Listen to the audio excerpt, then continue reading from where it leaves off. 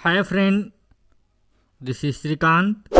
और आज का टॉपिक क्लास 10th के लिए बहुत ही इम्पोर्टेंट टॉपिक थ्योरम। और ये सारे थ्योरम क्लास 10th में बहुत ही महत्वपूर्ण है, क्योंकि यहाँ से एक क्वेश्चन, एक थ्योरम आपके एग्ज़ाम में 100%, ठीक है, 100% आपके एग्ज़ाम में आ जाएंगे। और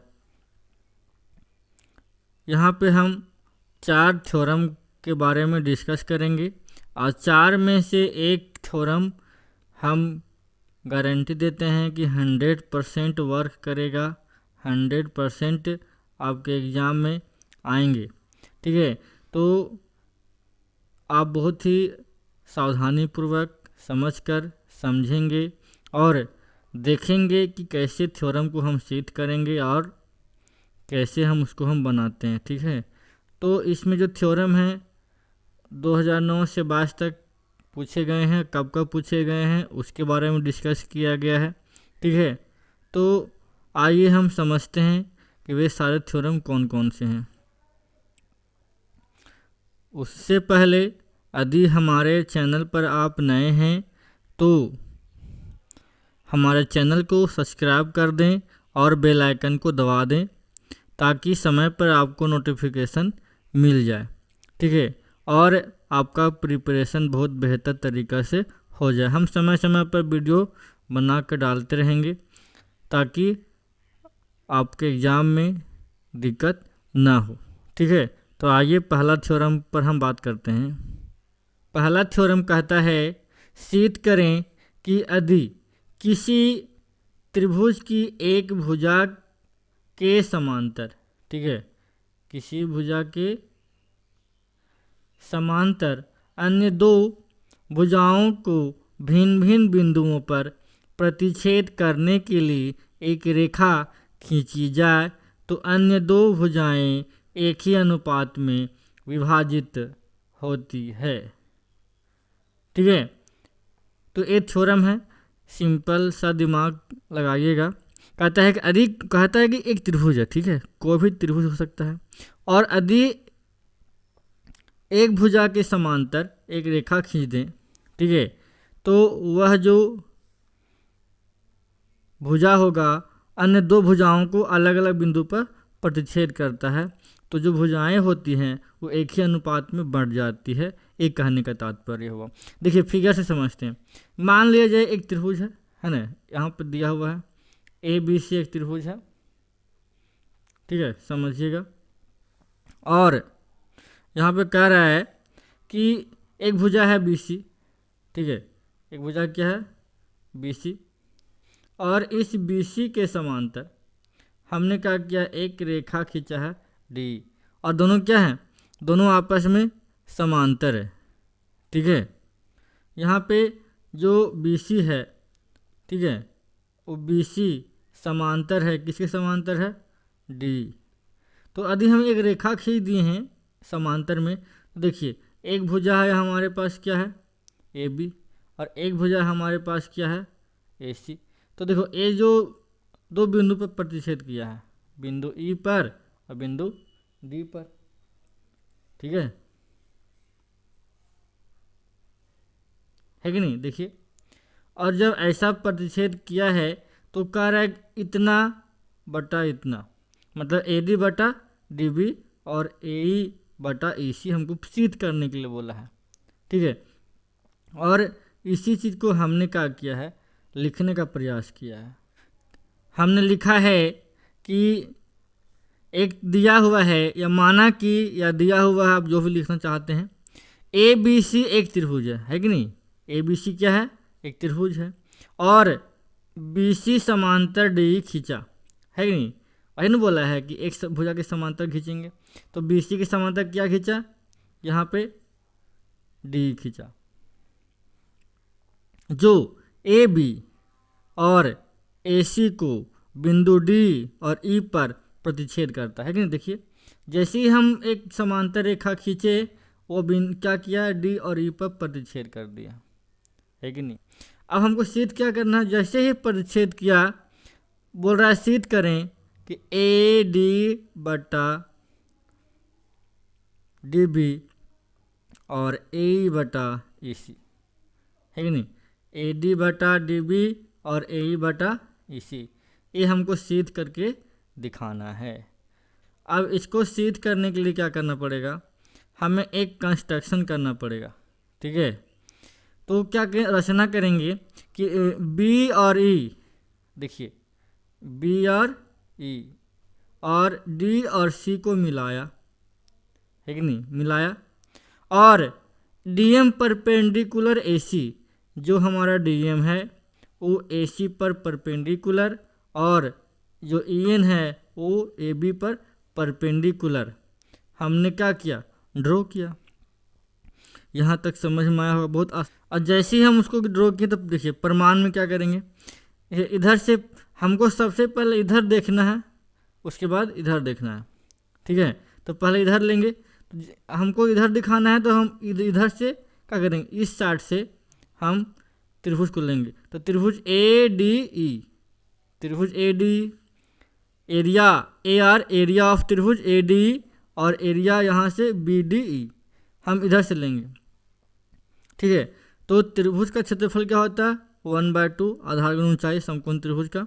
तो 1/2 आधार, आधार कितना है, देखिए आपके पास आधार है ए डी और लंब क्या है इधर से ई एन, है कि नहीं, नहीं आधार हो गया ए डी और लंब हो गया ई एन। और यहाँ से तुम्हारा त्रिभुज बी डी ई में इधर से देखेंगे, इस त्रिभुज में, इस त्रिभुज में अगर देखें तो हमारा आधार कितना हो जाएगा बी डी और लंब हो जाएगा ई एन, दोनों के लिए कॉमन। अब यहाँ देखिए E N I N cut जाएगा, 1/2 कट जाएगा, तो क्या बचेगा ए डी बटा बी डी, इक्वेशन नंबर 1, ठीक है। आया बात समझ में। और दूसरा भाग में अब हमको इधर दिखाना है, इधर से लेंगे अब। तो त्रिभुज ए ई डी, है कि नहीं, ए ई डी, है कि नहीं, और त्रिभुज सी ई डी, इस प्रकार से। आया बात समझ में। तो 1/2 आधार, आधार कितना हो जाएगा ए ई और ऊंचाई डी एम, इसका आधार ई सी और ऊंचाई डी एम, दोनों के लिए सेम सेम। तो देखिए यहाँ पे 1/2 और 1/2 कट जाएगा, डी एम और डी एम कट जाएगा, क्या बचेगा ए बटा ए सी, इक्वेशन नंबर 2। अब हमको यहाँ से लग रहा हो कि अक्सर आ गया आंसर, लेकिन आया नहीं बाबू। देखो क्लास 9 में पढ़े होंगे आप लोग कि यदि दो समांतर रेखा होती है, ठीक है, दो समांतर रेखा होती है और दो समांतर रेखा के बीच में दो त्रिभुज होते हैं, और दोनों त्रिभुज क्या होते हैं एक ही आधार और दो समांतर रेखा के बीच में होते हैं, तो दोनों का जो क्षेत्रफल होता है वो क्या होता है बराबर होता है। वही लिखा है, चूँकि त्रिभुज बी डी, यहाँ पे बी डी और त्रिभुज सी डी, एक ही सी ई डी लिखे या डी ई सी, बात बराबर है, ठीक है। एक ही आधार डी है कि नहीं, देखिए डी आधार है, दोनों का आधार सेम सेम है, और समांतर रेखा दो समांतर रेखा के बीच में स्थित है, इसीलिए जो दोनों का जो एरिया होगा वो क्या हो जाएगा बराबर, है कि नहीं, इक्वेशन नंबर 3, है कि नहीं। अब हम क्या कहेंगे, अब तीनों से जब मिलाएंगे इक्वेशन नंबर 1, इक्वेशन नंबर 2 और इक्वेशन नंबर 3 से जब लेंगे तो हमारा क्या हो जाएगा, ये हमारा प्रूफ हो जाएगा, ठीक है। बहुत आसानी से समझाने का प्रयास किया है, उम्मीद है कि आपको बहुत आसानी तरीक़ा से समझ में आ गया होगा, ठीक है भैया। थ्योरम नंबर 2, सिद्ध करें कि दो समरूप त्रिभुजों के क्षेत्रफलों का अनुपात उनकी संगत भुजाओं के अनुपात के वर्ग के बराबर होता है। 2013 में पूछा एक बार, है कि नहीं। क्या बोला, कहता है कि दो त्रिभुज हैं और दोनों त्रिभुज क्या हैं समरूप हैं, ठीक है, और समरूप हैं और बोल रहा है उनके क्षेत्रफलों का अनुपात उनकी संगत भुजाओं के अनुपात के वर्ग के बराबर होता है। ये हमको क्या करना है सिद्ध करना है। तो देखो क्या करेंगे, सबसे पहले हम दो त्रिभुज लेंगे, ए बी सी और पी क्यू आर, जैसा कि आपको फिगर में दिखाया गया है कि नहीं। और दोनों क्या है, समरूप है, दोनों क्या है, समरूप हैं। और समरूप कसौटी के अनुसार हम जानते हैं कि समरूप त्रिभुज के कोण बराबर होते हैं और भुजाओं के अनुपात क्या होते हैं, भुजाओं के अनुपात बराबर होते हैं बाबू।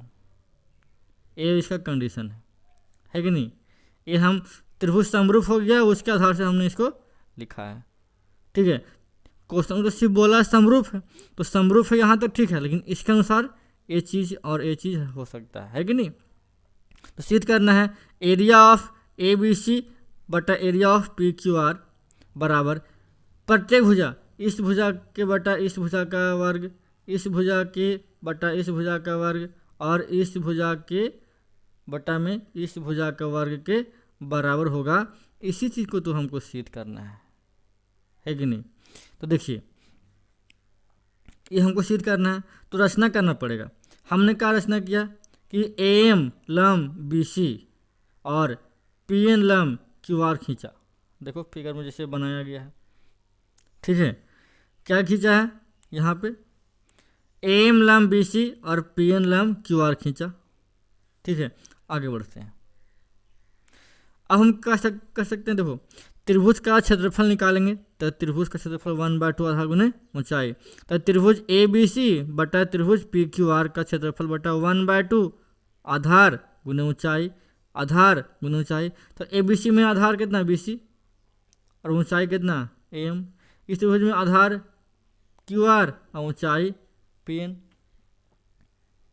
आया बात समझ में। तो आधार गुने ऊंचाई, तो यहाँ से क्या हो गया, देखिए 1/2 और 1/2 कैंसिल, तो क्या बचेगा, बी सी गुने एम बटा क्यू आर गुने पी एन, है कि नहीं। अब पुनः देखिए, अब क्या करना पड़ेगा, अब इस त्रिभुज को और इस त्रिभुज को हम क्या करेंगे, समरूप दिखाएंगे। देखिए तो लेंगे क्या कि त्रिभुज ए बी एम, है कि नहीं, त्रिभुज ए बी एम और त्रिभुज पी क्यू एन में देखिए कोण बी बराबर कोण क्यू, ये कोण बी और कोण क्यू क्वेश्चन से दिया हुआ, क्योंकि त्रिभुज ए बी सी और पी क्यू आर क्या है, समरूप है, गिवन है कि नहीं। इसको ब्रैकेट में लिखिएगा। उसके बाद कोण एम बराबर कोण एन, ये जो है हमारा ये 90 डिग्री है, क्या है 90 डिग्री, यहाँ पे हो जाएगा, यहाँ पे 90 डिग्री, यहाँ पे 90 डिग्री। तो दोनों त्रिभुज क्या हो गए हैं, यहाँ पे राइट एंगल के स्थान पर आप 90 डिग्री भी लिख सकते हैं। तो दोनों त्रिभुज क्या हो गए हैं, समरूप, है कि नहीं। एंगल से जब त्रिभुज समरूप हो गए हैं तो भुजाओं का अनुपात इतना बटा इतना, और ये हमारा मध्यिका का बटा मध्यिका हो जाएगा। यहाँ तक कोई दिक्कत नहीं होनी चाहिए। तो ये हमारा यहाँ से आ गया। अब चूंकि हम जानते हैं कि दोनों त्रिभुज क्या है, समरूप है, तो ये हमको पता है समरूप है तो ऐसा होगा। तो यहाँ ध्यान दीजिएगा, समझाते हैं। अब यहाँ पे देखिए एम बटा पी एन किसके बराबर है, ए बी बटा पी क्यू के। तो यहाँ पे जो एम बटा पी एन है इसके स्थान पर हम क्या लिख सकते हैं, ए बी बटा पी क्यू, एकदम सही बात। और यहाँ पे देखिए बी सी बटा क्यू आर, है कि नहीं, बी सी बटा क्यू आर वो किसके बराबर है, यहाँ पे देखिए, यहाँ पे ध्यान दीजिएगा, है कि नहीं, दोनों बराबर है। तो बी सी बटा क्यू आर के स्थान पर भी हम क्या ले सकते हैं, ए बी बटा पी क्यू। आया बात समझ में। तो यहाँ देखिए, तो यहाँ पर देखिए बी सी बटा क्यू आर आई एम बटा पी एन, तो एम बटा पी एन के स्थान पर हमने क्या लिखा, ए बी बटा पी क्यू, जैसे ऊपर में सिद्ध किए। और बी सी बटा क्यू आर, तो यहाँ पे देखिए बी सी बटा क्यू आर है ना, यहाँ पे किसके बराबर है, ए बी बटा पी क्यू बराबर है। तो बी सी बटा क्यू आर को हम क्या लिख सकते हैं, ए बी बटा पी क्यू। आया बात समझ में, बहुत आसान तरीके से। और जब ए बी गुने ए बी करेंगे तो ए बी का स्क्वायर, इसको अगर कहें ऐसा कि ए बी का स्क्वायर और बटा में पी क्यू का स्क्वायर, दोनों का स्क्वायर है तो उसके लिए हम क्या करेंगे, होल स्क्वायर डाल सकते हैं कि नहीं डाल सकते हैं आराम से। तो इसी प्रकार से जब हम यूज करेंगे और दूसरे कंडीशन के लिए तो ये दोनों हमको और मिल जाएगा, यहाँ से हमको क्या हो जाएगा, मिल जाएगा। तो इस प्रकार से यहाँ से एक मिलेगा, यहाँ से दो मिल जाएगा। तो हम कह सकते हैं कि जो पूरे त्रिभुज का जो क्षेत्रफल का अनुपात है, ठीक है, इतने के बराबर हो जाएगा। और इसी चीज़ को हमको तो सिद्ध करना था और ये हमारा क्या हो गया, प्रूव्ड हो गया। ठीक है, आया बात समझ में? यदि आ गया होगा तो कृपया लाइक कर दें। ठीक है, आगे बढ़ते हैं। सिद्ध करें कि एक समकोण त्रिभुज में कर्ण का वर्ग शेष दो भुजाओं के वर्गों के योग के बराबर होता है। ये सिद्ध करना, ये बहुत बार पूछा है, जैसा कि आपके सामने दिखाया गया है कि नहीं, 9 में, 11 में, 15 में, 17 में, 19 में पूछा है ना।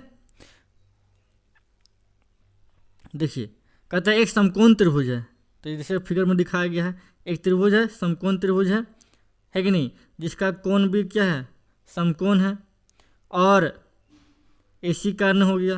तो मान लेंगे कि माना कि या दिया हुआ है ABC एक समकोण त्रिभुज है जिसमें कोण भी क्या है, 90 डिग्री है, कोण भी क्या है, 90 डिग्री है। अब बोल रहा है कि कर्ण का वर्ग, तो समकोण त्रिभुज है, 90 डिग्री के सामने वाला भुजा क्या बोलते हैं, कर्ण। कर्ण का वर्ग अन्य दो भुजाओं के वर्ग के योग के बराबर होता है। तो कर्ण कितना है, कर्ण हमारे पास AC है कि नहीं, AC। तो AC का स्क्वायर बराबर AB square plus BC square हमको सिद्ध करना है। ठीक है, तो इसके लिए हमको क्या करना पड़ेगा, रचना में क्या किए हैं कि BD लंब AC खींचा, ये जो हमारा लंब है, इस लंब को BD लंब का किए AC खींचे, इस पूरे भुजा पर हम क्या किए, लंब ड्रॉ कर दिए। ठीक है, अब हम क्या कहेंगे, त्रिभुज ABC और त्रिभुज ADB में, यहाँ देखिए त्रिभुज ये पूरा ABC और ABD इस त्रिभुज में है कि नहीं, पूरे त्रिभुज का इस त्रिभुज के साथ हम दिखाने का प्रयास कर रहे हैं। ठीक है, तो देखो क्या मिलेगा हमको। अब देखो कोण B बराबर कोण ADB, ये जो कोण है यहाँ पे, ये वाला कोण है कि नहीं, ये 90 डिग्री है। तो हम कह सकते हैं कोण B और कोण D क्या है, 90 डिग्री होगा। और कोण A देखिए, ये जो कोण यहाँ पे दिखेगा है कि नहीं, ये जो कोण यहाँ पे है, ये वाला, ये दोनों के लिए कॉमन है। आया बात समझ में, ये दोनों के लिए क्या है, कॉमन है। तो हम कह सकते हैं कि ये दोनों की मदद से एंगल से क्या हो गया, त्रिभुज का हो गया, समरूप हो गया।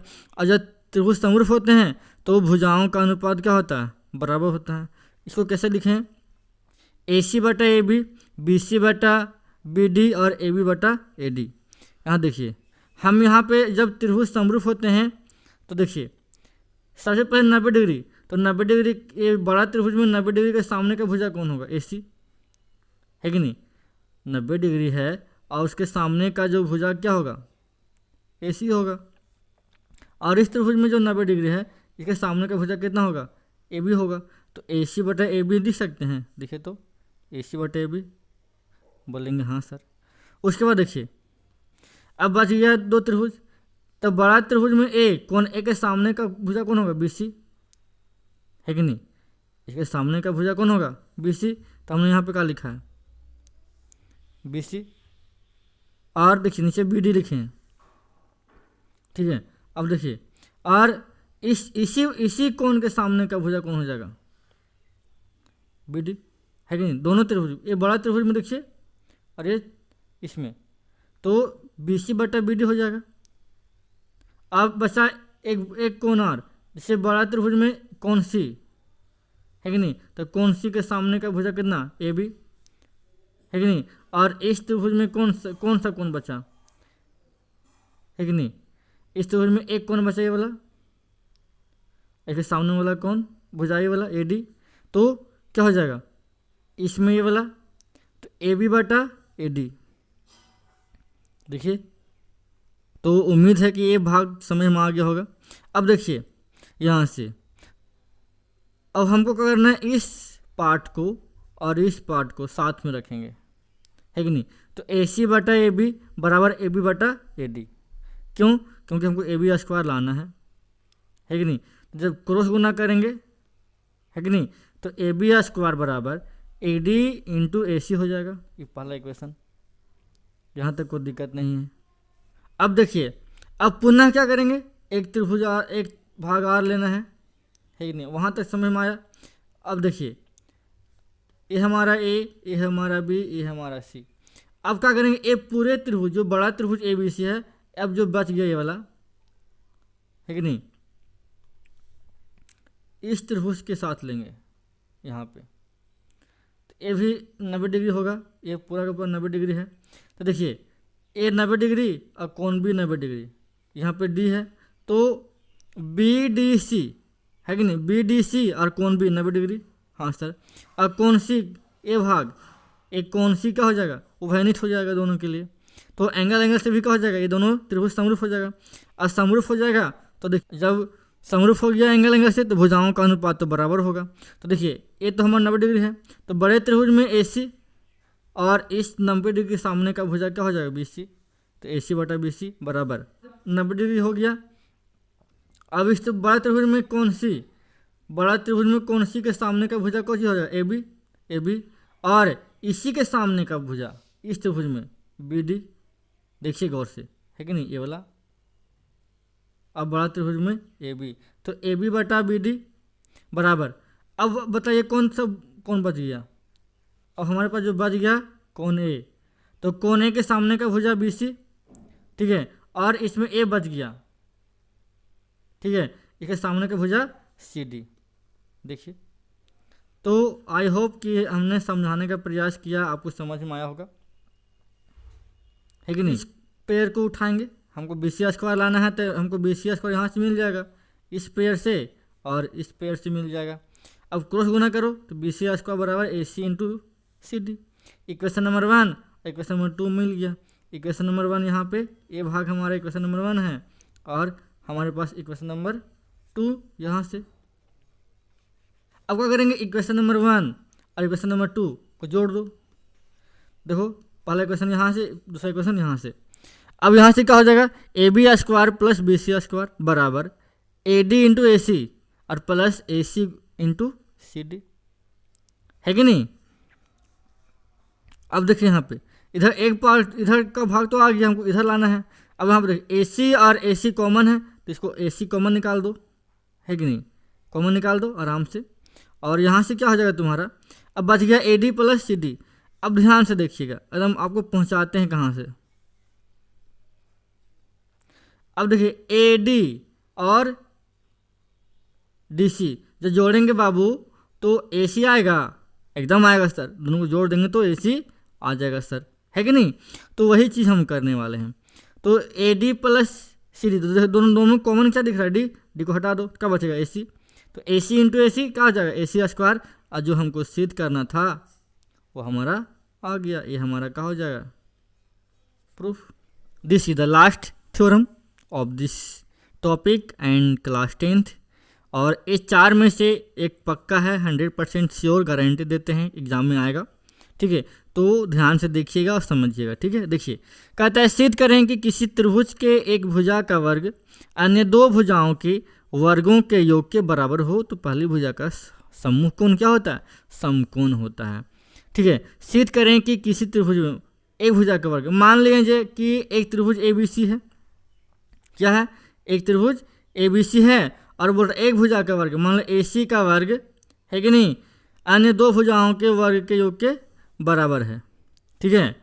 यहाँ पे AC है और इसका वर्ग अन्य 2 भुजा के वर्ग के योग के बराबर है कि नहीं। तो ये हम इसके अनुसार, थ्योरम के अनुसार हम लिख दिए। अब सिद्ध करना है कि कोण B क्या होगा, पहली भुजा का समूह कोण क्या होगा, समकोण होगा। ये भुजा है, तो इसके भुजा का समूह कोण क्या हो जाएगा, समकोण हमको सिद्ध करना है।